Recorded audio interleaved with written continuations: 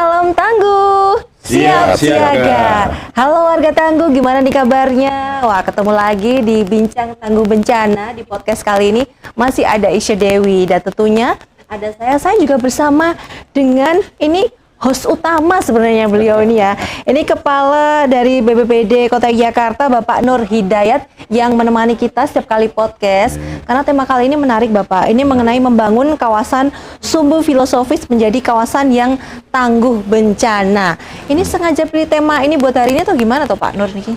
Iya, jadi berangkat dari bahwa bencana itu kan tidak diskriminatif Mbak. Bisa jadi dimanapun, kemudian siapapun, tidak memandang usia, tidak memandang apapun, kemudian tidak tempat di manapun juga bisa terjadi sesuatu. Termasuk juga di kawasan sumbu filosofis juga, okay? Jadi kawasan sumbu filosofis kan saya kira sudah menjadi pengakuan dunia ya. Dan ini memang hal yang khusus terkait dengan ini. Kaitannya dengan kebencanaan. Dari satu sisi itu harus dilestarikan, tapi satu sisi juga harus aman dari dampak bencana yang ada. Oleh karena itu kita mencoba mengedukasi terkait bagaimana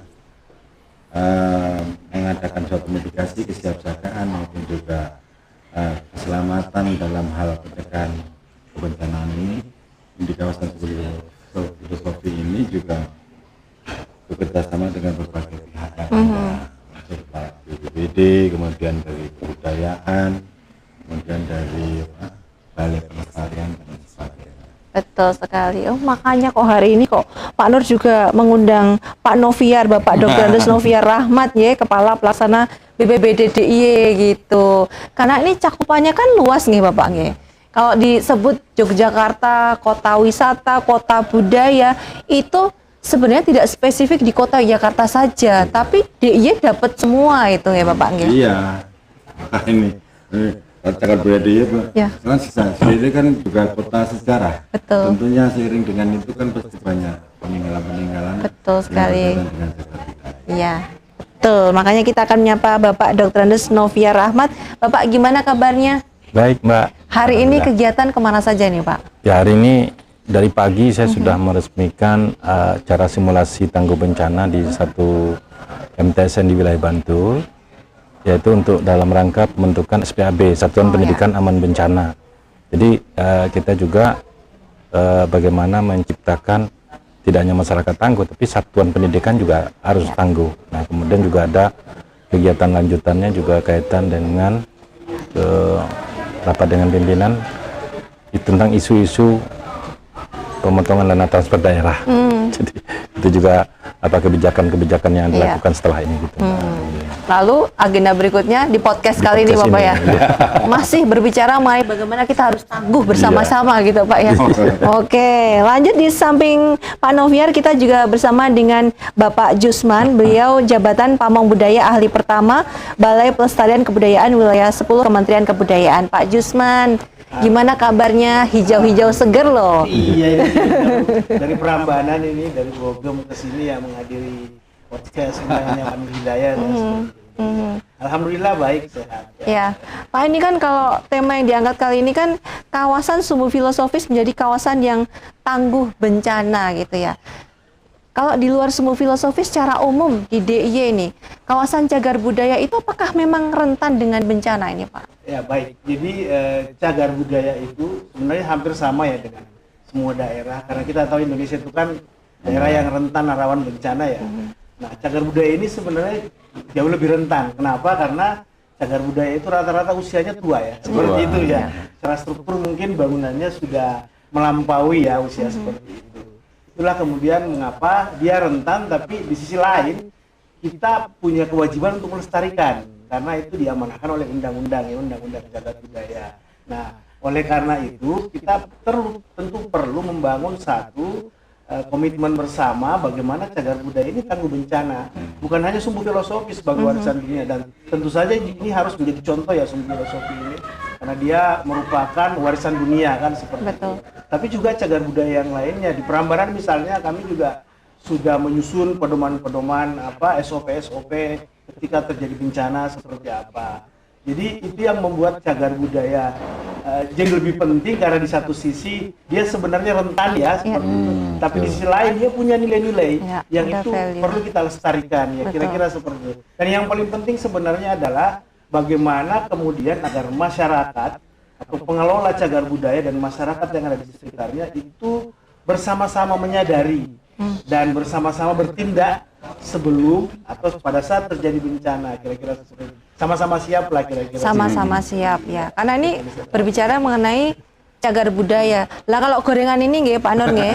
Kalau saya habiskan kan Pak Nur bisa pesan lagi ya kan. Siap. Lah kalau cagar budaya kalau ada resiko nggak bisa pesan lagi Pak. Ya jelas. Nah itu dia loh. Dilematis. Satu Iya. sisi rentan, tapi satu sisi harus juga aman. Betul. Oleh karena itu ini spesifik sekali saya kira. Makanya kita perlu perlu kajian yang mendalam Betul. terkait dengan ini, baik dari sisi kajian resikonya maupun juga penanganannya. Oke. Leres, saya kembali ke Pak Noviar lah. Kalau tadi kan Bapak ke MTS di Bantul itu kan SPAP nggih Bapak nggih. Nah, ini kalau terkait dengan cagar budaya tangguh bencana itu lalu konsepnya seperti apa, Pak? Jadi kita berangkat dari yang tema dulu kan sumbu filosofi ya. Sumbu filosofi itu sudah ditetapkan sebagai warisan budaya dunia, dan salah satu artikel dalam penetapan warisan budaya dunia yang ditetapkan oleh UNESCO, salah satunya adalah bagaimana menciptakan masyarakat tangguh bencana di kawasan sumbu filosofi. Nah, dengan berdasarkan itu, maka Pemda DIY dalam hal ini sudah bekerjasama dengan Balai Pelestarian Budaya, kemudian juga dengan Balai Pengelolaan Sumbu Filosofi dan juga Dinas Kebudayaan, serta dengan World Bank yang dibantu juga dengan Kementerian Kebudayaan dan juga tenaga teknisnya berasal dari PSPA UGM. Nah, dan dalam hal ini menyusun Disaster Risk Management Plan atau DRMP. Nah, itu sudah selesai, yang nanti menjadi salah satu syarat yang diminta oleh UNESCO. Nah, kemudian di dalam DRMP itu sudah dilakukan kajian, dilakukan identifikasi terhadap risiko-risiko yang ada, bahwa ada 144 atribut di dalam kawasan filosofis yang terletak di 7 kapanewon dan kementerian. Jadi 6 diantaranya masuk di wilayah kota dan 1 di wilayah Bantul. Yang terlibat di dalamnya adalah 11 kelurahan, 10 kelurahan yang ada di kota dan 1 kelurahan yang ada di Bantul.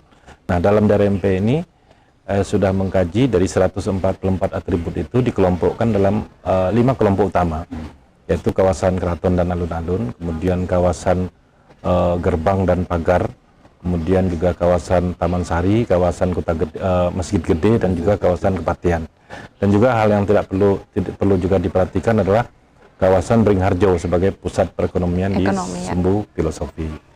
Nah, berdasarkan hasil kajian dari DRMP ini, nah di dalamnya sudah mengidentifikasi risiko bencana apa yang menjadi salah satu yang paling tinggi, yaitu yang pertama itu adalah adanya risiko bencana gempa bumi. Itu yang paling tinggi, Pak? Yang paling tinggi, karena kita dilewati oleh 5 sesar sebetulnya. Ada sesar Genteng, sesar Opak, sesar Oyo, sesar Progo, dan juga sesar Mataram. Nah, salah satunya itu di tengah-tengah itu kita dilewati oleh sesar, yaitu sesar Mataram. Nah, kemudian yang kedua ya potensi kebakaran. Nah, karena di daerah perkotaan ini akses ke perkampungan itu sangat sempit, maka terutama juga di keraton atau di sepanjang Sumbu Filosofi, sirip-sirip dan jalan-jalan itu juga sangat sempit dengan perkembangan masyarakat sekarang yang cukup padat, sehingga itu menjadi potensi yang juga menjadi perhatian. Yang ketiga itu adalah terkait dengan masalah banjir.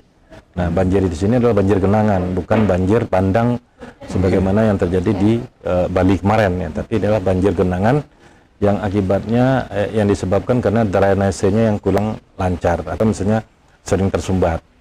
Yaitu drainase yang kecil-kecil, ketika curah hujannya melebihi 500 mm atau antara 300 sampai 500 mm, tentu saja dengan drainase yang ada itu tidak bisa menampung, yang otomatis nanti akan menimbulkan terjadinya banjir genangan.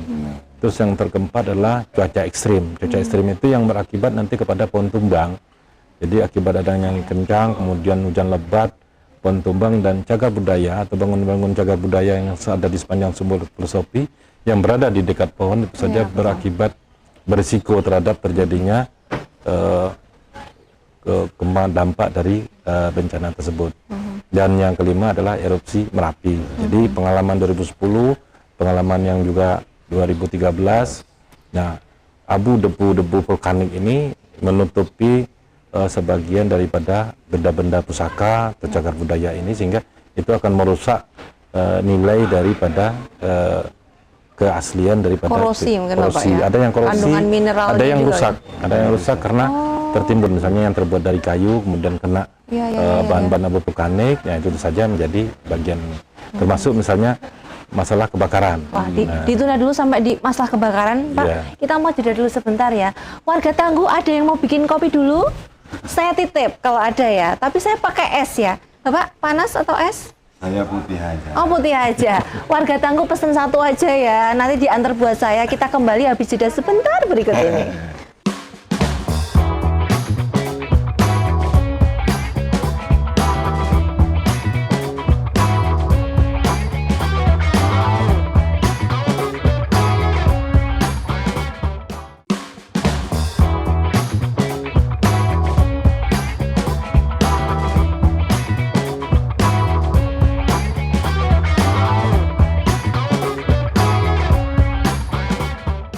Nah, kita balik lagi ya. Kopi saya mana tadi? Katanya warga Tangguh mau buatin buat saya.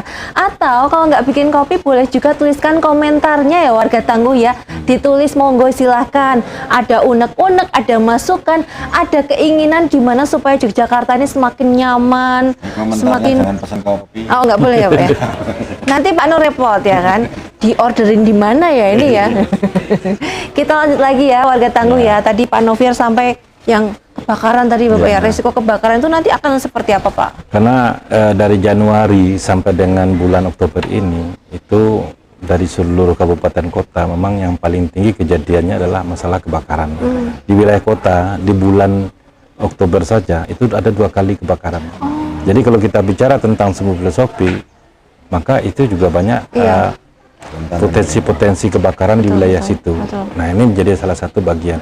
Nah, dalam menyikapi bagaimana pengelolaan semu filosofi ini, Gubernur sudah menetapkan Peraturan Gubernur Nomor 2 Tahun 2024 tentang pengelolaan kawasan semu filosofi, kemudian juga membentuk Sekber, yaitu Sekretariat Bersama Pengelolaan Kawasan Semu Filosofi.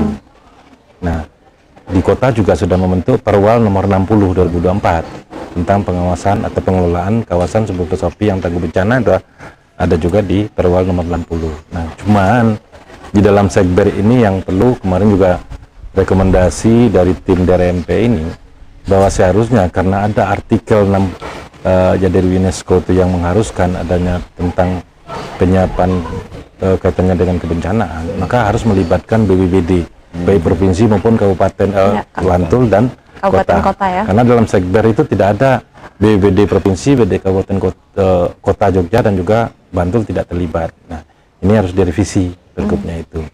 Nah, kemudian juga ada rencana aksi. Jadi tidak hanya sekedar dokumen ini harus ada rencana aksi yang harus dilakukan. Kami sudah melakukan sebetulnya di Keraton. Di Keraton kita membentuk namanya ya bersama-sama dengan Abdi Dalam, namanya Drang Rahono Lan Bancono. Kenapa nih Pak? Itu satu kelembagaan di lingkungan Keraton yang bertugas melakukan penanggulangan bencana dan juga kebakaran. Nah, itu kita juga sering latihan-latihan kepada Abdi Dalam. Dan bulan ini juga kami dari provinsi juga melakukan pelatihan terkait dengan kebakaran. Dan bulan ini dan sebelumnya kita juga sekarang sedang menyusun rencana kontingensi gempa di lingkungan Keraton. Nah, itu pedoman bagi Abdi Dalam ketika misalnya ada gempa. Karena di Keraton itu ada nilai-nilai historis yang memang tidak ternilai dan ada juga benda-benda pusaka yang kalau kita mengacu kepada rencana kontingensi secara umum terkait dengan penanggulangan gempa misalnya, maka itu tidak bisa diberlakukan. Contoh, misalnya ada benda pusaka keris. Keris itu yang bisa pegang itu hanya keturunan raja-raja. Nah, kalau misalnya jatuh kepada yang tidak berwenang pada saat terjadi bencana, maka disitulah akan terjadi chaos. Nah, perlu ada aturan khusus di situ. Nah, ini makanya kami menyusun rencana kontingensi gempa di lingkungan Kesultanan. Nah, ini yang kita harus terapkan di 5 kelompok utama lagi. Misalnya di lingkungan Kepatihan itu belum. di lingkungan Masjid Gede, Taman Sari belum, gitu. oke. Termasuk misalnya struktur seperti yang disampaikan Pak Yusman tadi kan, bahwa struktur yang ada di Taman Sari itu adalah bangunan yang dibentuk dengan bata, sambungan bata, tidak memakai tulangan. Iya, Jadi iya. kenapa dulu 2006 banyak terjadi korban gempa di Bantul? Karena bangunan-bangunan masyarakat tanpa tulangan. Tanpa tulang ya. Jadi hanya menyusun dengan bata. Nah itu yang terjadi di Taman Sari. Nah itu apa mitigasi yang harus dilakukan? Ketika misalnya gempa yang terjadi itu mempunyai kekuatan yang cukup besar. Isu-isu megatrust menjadi salah satu isu yang paling penting di sini. Bagaimana menyikapi isu megatrust ini menjadi suatu masyarakat itu bisa menjadi tangguh, kemudian juga melakukan mitigasi. Nah belum lagi misalnya di Masjid Gede, belum lagi di Kepatian. Kan belum ada di sana misalnya seperti yang dilakukan oleh keraton, membentuk namanya Satgas Drahono lan Bancono. Belum ada Satgas kebencanaan di Kepatian. Belum ada Satgas kebencanaan ada di Kota Gede, di Masjid Gede, walaupun di Taman Sari gitu. Nah, hal ini yang nanti akan ditiru di setiap artikel atau atribut yang ada di sepanjang Sumbu Filosofi. Karena kita kemarin dalam menyusun itu belajar ke Kamboja ya Pak Yusman ya. Jadi yang di Kamboja itu juga seperti itu, yang harus diterapkan. Karena contohnya kita melihat di sepanjang Sumbu Filosofi sekarang, kira-kira sudah ada belum jalur-jalur evakuasi? Kalau misalnya terjadi gempa, kira-kira kita sudah tahu belum lari kemana? Larinya kemana? Kumpulnya Terus di mana? dikumpulnya di mana kan belum ada. Ya. Nah itu salah satu. Sempit-sempit ya, Mas. Ya. Nah, contoh misalnya kita bicaranya Malioboro misalnya. Apakah setiap bangunan di sana sudah ada menyimpan apart? Kalaupun sudah ada, apakah mereka sudah dilatih cara menggunakannya sudah bisa belum? Ya. Nah gitu. Jadi kan perlu masih banyak PR kita di sana itu. Sepanjang Sumbu Filosofi. Belum lagi misalnya di Krapia, di sana ada pesantren. Nah, apakah murid-murid pesantren di sana sudah dilatih bagaimana cara menanggulangi bencana? Jangan-jangan nanti pada saat gempa mereka pada panik semua, kemudian pada lari semua keluar, kemudian tabrakan.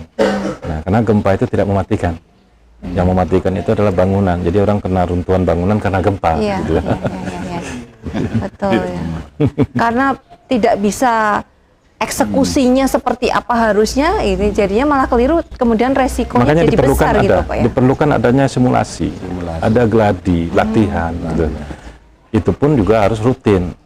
Ya, Nah, betul. orang yang sudah gladi, Harus udah rutin. rutin pun ketika terjadi gempa pun pasti panik. Apalagi yang tidak pernah. Ya. Ya. Iya. Yang belum pernah nanti belas nggak tahu apa-apa gitu ya. Ya, contohnya ngeblong sekarang gitu, gini. langsung ngeblank, bukan ngeblank tapi ngeblong saking kosong. Nah, kalau seandainya sekarang tiba-tiba terjadi gempa, hampir semua orang sekarang pada berteriak, kemudian lari keluar ruangan. Iya, lari keluar. Padahal SOP-nya kalau gempa kan nggak seperti itu. Ketika terjadi goncangan, maka dia harus lari ke kolong meja atau ke berlindungnya ini baru ya. aman, baru lari keluar. Baru keluar ya. Sehingga misalnya mobil pun harus parkirnya ngadap keluar. Kalau misalnya harus melarikan diri. Langsung gas jadinya Iya. Pak ya. Ini parkir mobil kan banyak di garasi, maksudnya mau Biar cepet ya Pak. ya kalau di Cepet pas pulang ya, keburu ngantuk. ya. pulang bukannya ininya bukannya di luar Posisinya gitu. ya, iya. Wah ini Pak Noviar asik ya, ini semangat banget cerita ya. Ahlinya.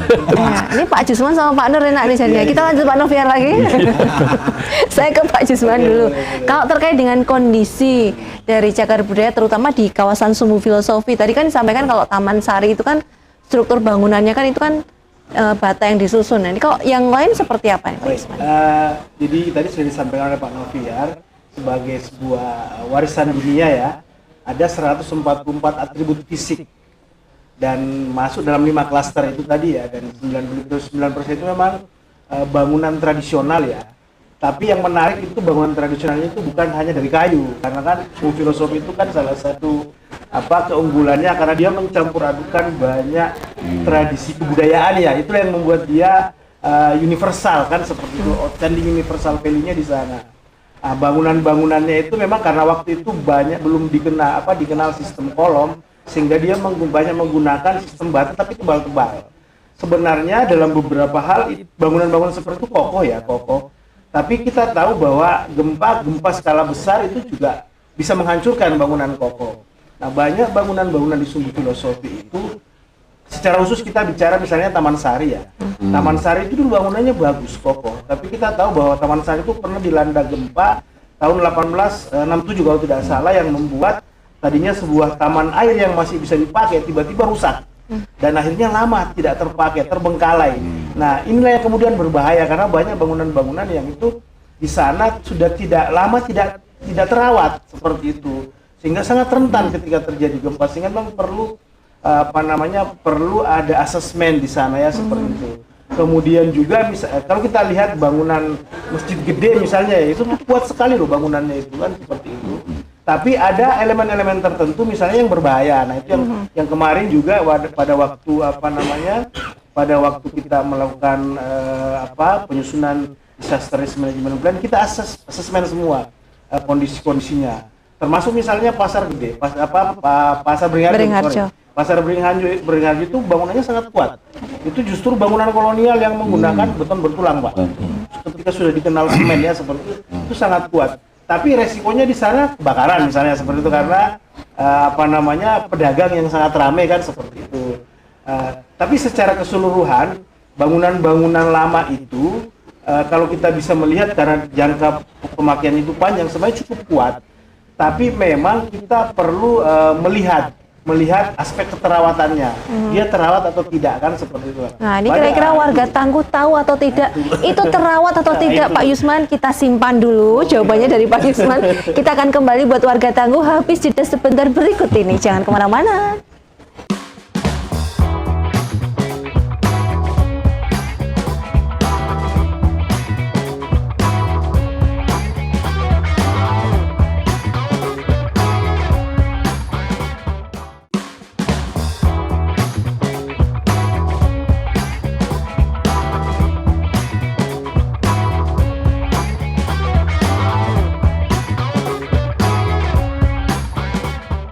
Baik warga Tangguh, terima kasih masih bersama kami, masih setia nonton podcast kali ini. Dan kita lanjut lagi, masih ada 3 orang tamu saya, tentunya ada Pak Nur Hidayat, ada Bapak Novia, dan juga Pak Yusman ya. Buat warga Tangguh yang memberikan komentar, ditulis, diketik aja sekarang, jangan nunggu nanti sampai selesai, nanti malah lupa ya. Iya. Mau nulis apa ya tadi ya? Pesan kopi. Bapak nyindir saya terus loh. Ini lanjut ngobrol bertiga nggak? Saya pengen makan kentang goreng. Jangan dong. Nih Pak Nur asik ya hari ini. Pak Noviar, Pak Yusman tuh ceritanya tuh semangat menarik, gitu. Jadi Bapak agak-agak nganggur ya Pak hari ini ya. Saya justru dengan makanya saya menyelenggarakan podcast ini supaya menjadi suatu edukasi. Ya betul. Dan supaya masyarakat semuanya stakeholder juga tingkat kesadarannya terhadap respon terhadap kebencanaan itu tinggi. Betul. Kemudian dikaitkan dengan keselamatan yang ada di lingkungannya masing-masing. Karena dari berbagai hal tadi kan banyak nilai. Cagar budaya itu rentan, harus dilestarikan, kan gitu toh. Betul. Kemudian kajian resikonya pun juga Pak Novia tadi sistematis sekali, sangat hati-hati dan sebagainya. Dan tadi berbagai kejadian bencana juga itu ada 3 hal yang membuat kenapa korbannya menjadi banyak pada tahun 2006 itu kemarin. Karena di situ tidak ada sarana keselamatan yang mencukupi. Kemudian tidak ada jalur evakuasi.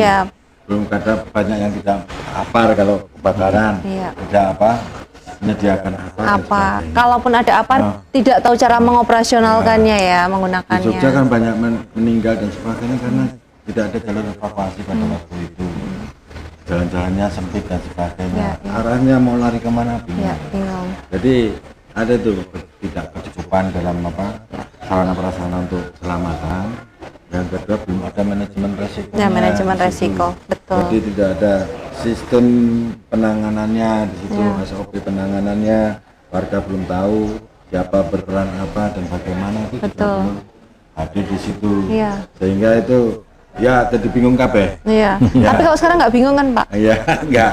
Jadi ini mulai disusun disaster manajemennya tadi, rencana kontingensinya tadi ini harapannya ini menjadi suatu nanti pola kerja yang kolaboratif, yang sinergis dan bisa memberikan suatu dalam tidak menimbulkan kepanikan yang penting. Iya, Kepanikan betul. semua pihak, baik masyarakat maupun apa namanya para stakeholder, terutama Betul pemerintah sekali. semuanya. Ya. Nah, ini apalagi kalau kali ini kan kita bahas mengenai bagaimana kawasan Sumbu Filosofis ini menjadi kawasan yang tangguh bencana. Tadi Pak Yusman tadi, wah bisa ceritanya tuh sampai rapi, runtut satu persatu, Taman Sari seperti apa, terbengkalai lama, resikonya seperti apa, asesmennya harus bagaimana, ya kan ya Pak ya. Lanjut dulu Pak, silakan ya. Tadi menggebu-gebu soalnya ini ya. Menarik kan? Jadi Iya. memang kita perlu itu yang paling pertama yang perlu kita lakukan ya. Kita perlu melakukan asesmen terutama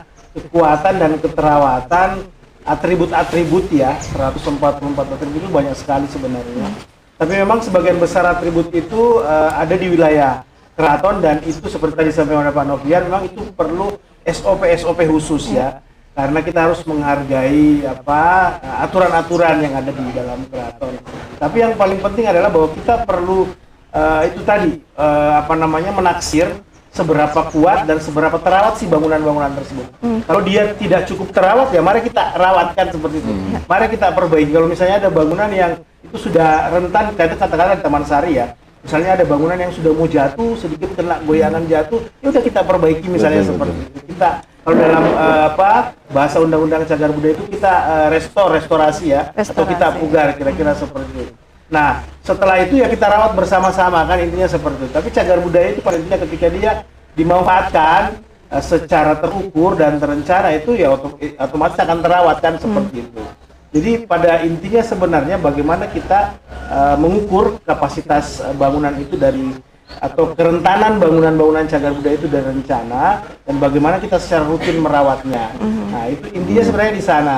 Tapi ketika memang terjadi bencana besar, kita kan seringkali tidak bisa tahu ya kapasitas bencana itu sebesar apa. Kita bisa membuat bangunan sekuat apapun ya Pak ya, tapi kita Waktunya aja juga sulit. seperti itu. Bencana itu kan misalnya gempa skala 9, mungkin bangunan sekuat apa kita tidak bisa saja menghajar bangunan yang sudah kita anggap itu sudah sangat kuat kan seperti. Oleh karena itu perlu ada SOP bagaimana sih ketika misalnya benar-benar dalam kondisi terburuk kan seperti itu. Nah, salah satunya yang juga kemudian diusulkan di dokumen itu adalah kita perlu melakukan pemetaan secara menyeluruh sampai sedetail-detailnya setiap bangunan. Itu berarti belum selesai, yang asesmen pemetaan ini belum selesai sampai dengan Itu sekarang? dalam beberapa masih dilakukan juga oleh instansi-instansi kebudayaan terutama. Tapi memang masih tersebar data-datanya, informasinya seperti itu. Nah, kalau kita punya data-datanya itu sebenarnya gampang. Ketika ambruk misalnya kita bisa pugar kembali karena sudah ada data, misalnya kan seperti itu. Karena kan ada prinsip-prinsip dalam pemugaran cagar budaya itu. Dan itu sudah pernah terjadi ketika gempa 2006, beberapa bangunan di keraton kan ambrol ya Pak ya. Salah satunya Trajumas kalau tidak salah, itu bisa dipugar kembali karena ada data-data. Berarti data itu penting untuk misalnya terjadi satu resiko untuk pemugaran, maka data itu menjadi satu kunci. Iya. Berarti ini kan sekarang masih proses untuk melengkapi data-datanya. Termasuk dalam rencana aksi dalam dokumen di RMP di sana. Oke.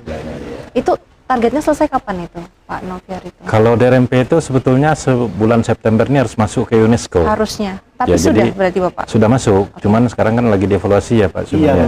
Masih dievaluasi apa kekurangannya. Nanti kita melihat feedback dari UNESCO sampai sejauh mana. Tapi nanti langkah pertama kita adalah nanti baik dari kota maupun dari provinsi, karena kita punya RPB ya, rencana penanggulangan bencana 2023-2027 untuk provinsi, yang kota 2024-2019 ya, 2029, maka kita harus mengintegrasikan hasil dari DRMP ini dalam RPB ini semua gitu. Karena dia merupakan dokumen yang harus terintegrasi dalam semua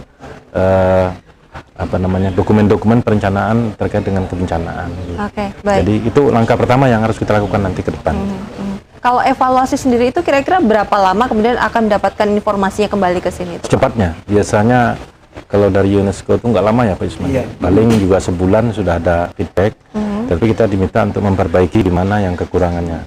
Karena di dalam ininya harusnya kan ada rencana aksi juga ya. Karena ini juga yang Pak Yusman sampaikan tadi, ada rencana aksi, misalnya terkait dengan bagaimana penanganan terkait dengan masalah mitigasi di Taman Sari. Nah, mitigasi terhadap strukturalnya bangunannya seperti apa, mitigasi terhadap masyarakatnya seperti apa. Karena tidak mungkin hanya kita berbicara tentang suatu kawasan cagar budaya itu adalah cagar budayanya nyata, tetapi ada masyarakat yang Iya, sekiranya betul, hidup dari betul. situ yang memang harus mendapatkan mitigasi. Gitu. Nah, itu kita bersama-sama nanti untuk melakukan ini. Ya, karena tidak mungkin melihat kondisi yang ada itu kita hanya berada di dalam istilahnya dokumen-dokumen yang ada di atas kertas, tetapi harus betul-betul diaplikasikan ke masyarakat. Betul, Pak. Data itu penting, tapi kalau nggak ada pelaksanaan ya berarti hanya menjadi buku bacaan gitu ya Pak ya. Jadi bantal. Jadi bantal, dibaca masih bagus ya Pak ya. Dibaca masih bagus jadi bantal gitu karena cuma disimpan aja. Itu. Lalu kalau dari kota nih Pak Nur, dari kota ini berarti persiapannya seperti apa? Jadi terkait dengan kita sudah melakukan berbagai koordinasi terkait dengan penanganan di dari penyusunan tadi DRP dan sebagainya terlibatkan, kemudian rencanasi juga selalu kita koordinasi. Ada 3 hal yang menjadi kesepakatan di antara BPD dengan DIY dengan perangkat data itu terkait dengan dokumen perencanaan itu dan kajian risiko segala sesuatunya itu nanti menjadi plannya BPD DIY. Sedangkan di kota itu terkait dengan terkait dengan kecukupan prasarana dan sarana keselamatannya. Kemudian yang kedua itu terkait dengan manajemen risikonya. Kemudian edukasi dalam pengertian ini, dan sebagainya. Kemudian peningkatan kapasitas kawasan di seputaran sumber. Nah ini kadang yang semua stakeholder sudah mengupayakan ya. Tapi kadang masyarakat sudah diberikan pelatihan, edukasi, selesai acara, pulang, kadang udah hilang gitu loh Pak. Udah hilang lagi. Gimana dong Pak Nur? Ya itu menjadi tantangan kita semuanya. Memang dulu itu kalau di beliau diajak berbicara bencana itu kurang menarik karena terjadi bencana semua baru mengeluh. Makanya pada ini paradigma terkait kemana penanganan kebencanaan sekarang ini kan sudah berubah. Kalau dulu tanggap darurat, kalau sekarang manajemen risiko. Kalau dulu itu tanggap darurat pengertian kalau ada terjadi bencana itu Berbagai pemerintah, kan gitu. Masyarakat diam saja. Iya. Tapi sekarang tidak, makanya ada manajemen risiko tadi. Nah, lengkapnya seperti apa? Kita jeda dulu ya warga tangguh ya. Biar semuanya bisa kita kelola. Namanya juga manajemen resiko ya kan. Kita juga manage dulu. Kita jeda sebentar aja. Saya kok pingin banget kentang gorengnya itu loh. Warga tangguh jangan kemana-mana. Kita akan kembali saat lagi.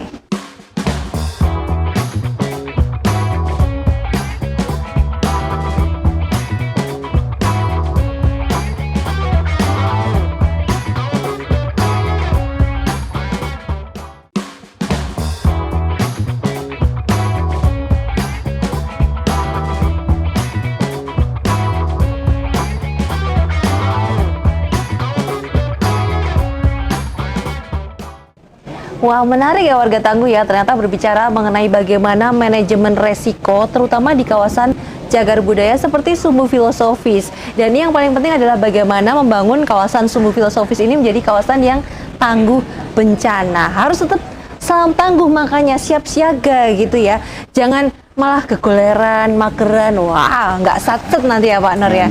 Nah ini kembali membahas mengenai bagaimana manajemen resiko di kawasan cagar budaya. Tentunya saya masih bersama dengan Bapak Nur Hidayat, Kepala BPBD Kota Yogyakarta, dan juga bersama dengan Bapak Dr. Andes Novia Rahmat MSI, Kepala Pelaksana BPBD DIY, dan juga satu lagi ada Bapak Jusman, Pamong Budaya Ahli Pertama Balai Pelestarian Kebudayaan Wilayah 10 Kementerian Kebudayaan ya. Tadi udah detail juga dibahas bagaimana skema yang disiapkan masing-masing, rencananya akan seperti apa, aksinya nggak boleh ketinggalan karena tanpa aksi nanti cuma jadi bantal tidur aja gitu ya. Ngaten nggih Pak Nur nggih? Ya betul sekali. Jadi sebenarnya kalau menurut Pak Nur ini kolaborasi yang paling ideal ya dari semua stakeholder, ya dari BPBD kota, provinsi dengan kebudayaan itu idealnya bagaimana Pak? Jadi terkait dengan rencana ini kan jadi harus semuanya siap ya, tidak diskriminatif. Jadi kerjanya pun nanti penanganannya harus kolaboratif dengan berbagai pihak ya, dengan pentaheliknya itu ada masyarakatnya, ada pengusaha, kemudian ada media, kemudian ada pemerintah, dan juga ada akademisi. Ya. Itu kita harus bersatu dalam rangka penyusunan, perencanaan maupun juga penanggulangannya.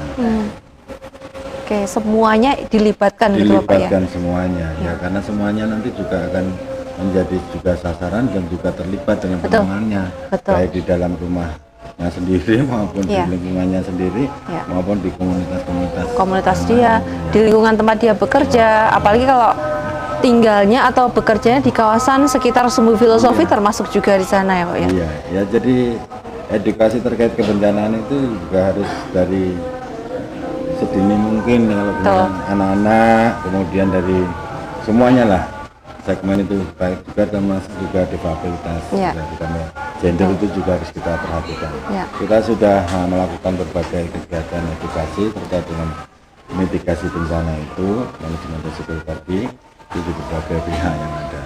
Dan untuk Sumbu Filosofi ini nanti kita juga pada perubahan ini kita mengagendakan terkait dengan 2 kampung yang ada di Sumbu Filosofi. Nanti kita akan adakan edukasi terkait dengan mitigasi bencana yang ada di situ. Oke. Makanya kan ada kampung tangguh bencana ada, yang di sekolah juga ada ya, SPAB juga ada, cagar budaya tangguh bencana juga ada gitu. Apalagi Pak Noviar selain itu, jadi program-program yang perlu untuk terus dilakukan apalagi? Hotel tangguh bencana, rumah sakit tangguh bencana, dunia usaha tangguh bencana, sekolah-sekolah dan perguruan tinggi tangguh bencana, semuanya harus tangguh bencana semua. Nggak boleh cuma satu doang ya? Nggak bisa, jadi karena ini tadi seperti yang sampaikan Mas Nur, pentaheliknya itu harus jalan. Jadi tidak hanya menjadi tanggung jawab pemerintah saja, tetapi tanggung jawab masyarakat, tanggung jawab dunia usaha, tanggung jawab akademisi, tanggung jawab semua NGO juga bergerak sama. Jadi mari kita bergerak berbarengan terkait dengan bagaimana mitigasi. Kalau terkait dengan tanggap darurat, saya yakin semuanya jalan. Pengalaman 2006, pengalaman 2010, pada saat tanggap darurat semuanya bergerak. Tapi pada saat pra bencana, nah ini yang masih perlu ada kita gerakkan. Misalnya paling tidak misalnya dunia usaha bagaimana dia bisa menciptakan tangguh bencana di lingkungannya sendiri, ya, supaya misalnya satu hotel, bagaimana hotel itu bisa tangguh bencana.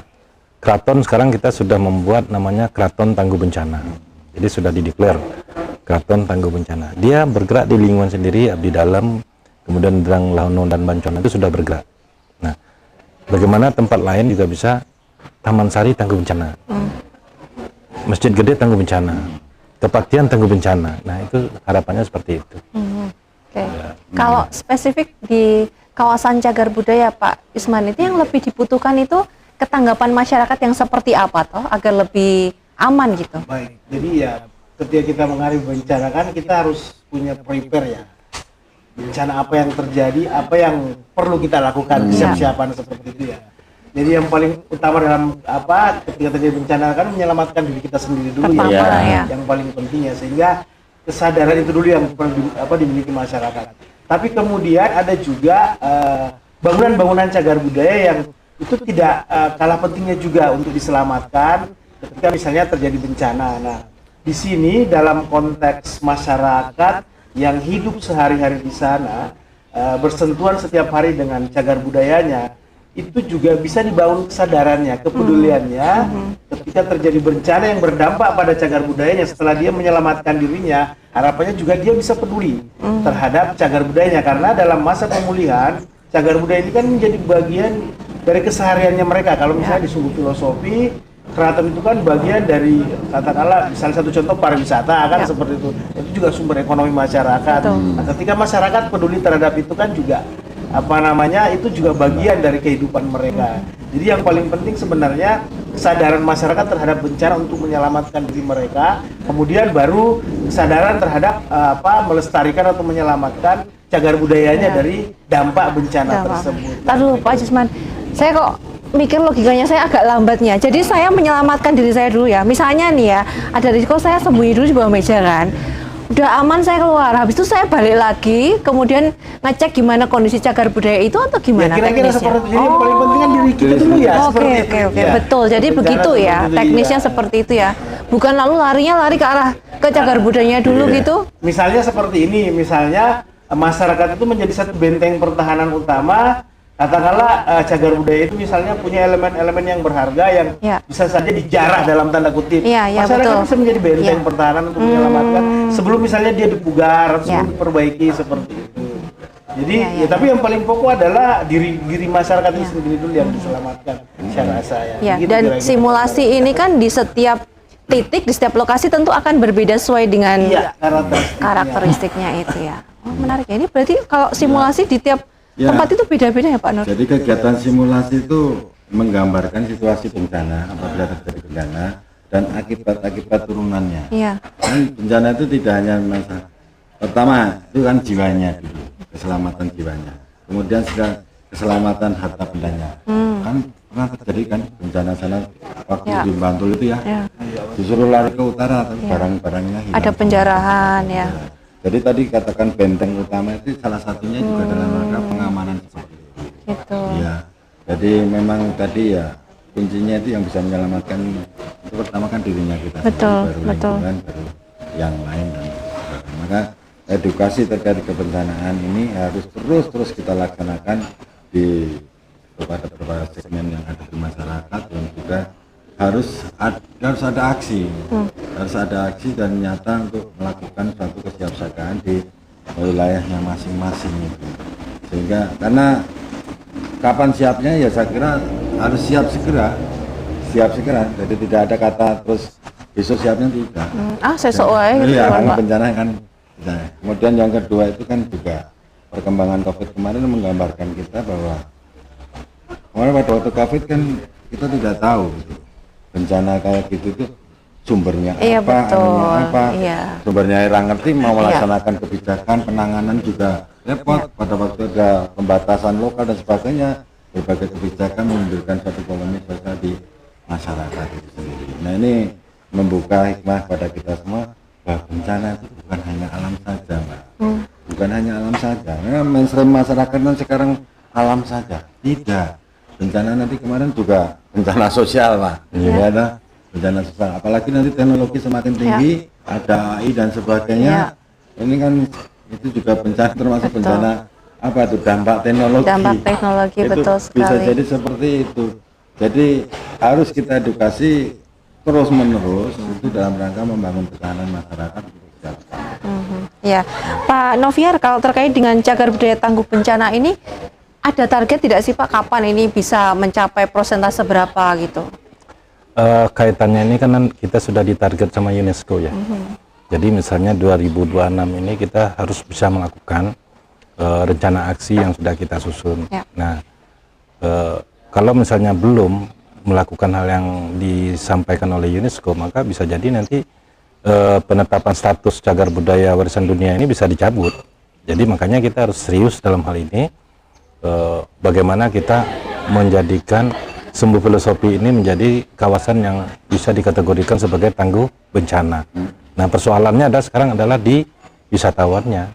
Sekarang masyarakatnya kita sudah edukasi, masyarakatnya kemudian sudah edukasi. strukturnya kita sudah lakukan perbaikan. Nah, bagaimana halnya dengan wisatawan yang cuma datangnya cuma 1 hari di sana, bisa sepanjang kawasan Sumbu Filosofi, dia tidak tahu bagaimana cara melakukan penyelamatan, kemana dia pergi, karena dia juga tidak hafal. Maka perlulah dipasang jalur-jalur evakuasi yang di sepanjang Sumbu Filosofi. Dan tidak lupa juga misalnya bagaimana prioritas penanganan, prioritas kepada pemerintahan, misalnya terkait dengan difabel, anak-anak, wanita, ibu hamil dan menyusui, serta lansia. Nah, itu juga menjadi suatu prioritas yang harus diperhatikan. Nah, karena tidak mungkin kita hanya menyelamatkan warga Jogja saja, tidak bisa. Tapi kita menyelamatkan jiwa manusia. Betul. Baik manusia Jogja maupun manusia yang sedang berkunjung ke Jogja. Gitu. Jadi itu yang harus dilakukan. Rencana aksinya nanti ini yang sama-sama kita rumuskan. Jadi setelah ada evaluasi dari UNESCO, nanti rencana aksinya kita lanjutkan. Supporting pembiayaan dari World Bank kemarin juga sudah mencapai komitmennya juga untuk siap mensupport terus bagaimana pelaksanaan ini, termasuk Kementerian Kebudayaan. Ya. Oke. Jadi kalau tangguh bencana siap siaga itu nggak ngecek dulu, ketemu Pak Nur lihat KTP-nya dulu Pak, lah kesuwen ya Pak. Nah kelamaan ngecek KTP-nya dulu nih. Nah ini siapa nih? lah iya kan yang ditolong kan jiwanya ya, kemanusiaan sosial ngatain ya Pak Nur. Baik Pak Nur, Pak Noviar, Pak Yusman, kita sudah harus menutup ini. Mungkin yang terakhir kata-kata, monggo silakan. Saya dari Pak Yusman dulu, Pak Noviar nanti terakhir Pak Nur silakan. Baik, saya cuma ingin menyampaikan sumbu filosofi ini sebagai sebuah warisan dunia dalam hal persiapan ketangguhan bencana itu harus kita beri jempol ya. Kenapa demikian? Karena di Indonesia itu kita punya 6 warisan budaya dunia dan sumbu filosofi ini yang paling mudah. Tapi dia yang paling siap punya DRMP. Setahu saya belum ada dari kelima lainnya kecuali Borobudur yang punya dokumen Disaster Risk Management Plan.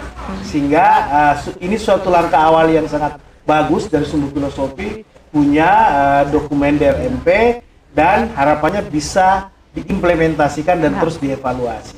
Kira-kira seperti jadi 2 jempol atau mungkin 4 ya untuk kawasan sumbu filosofi Yogyakarta. Siap, mau 8 saya pinjemi Pak punya saya Pak. Agak angel ya warga ya. Pak Noviar silahkan. Ya, DRMP menjadi salah satu kunci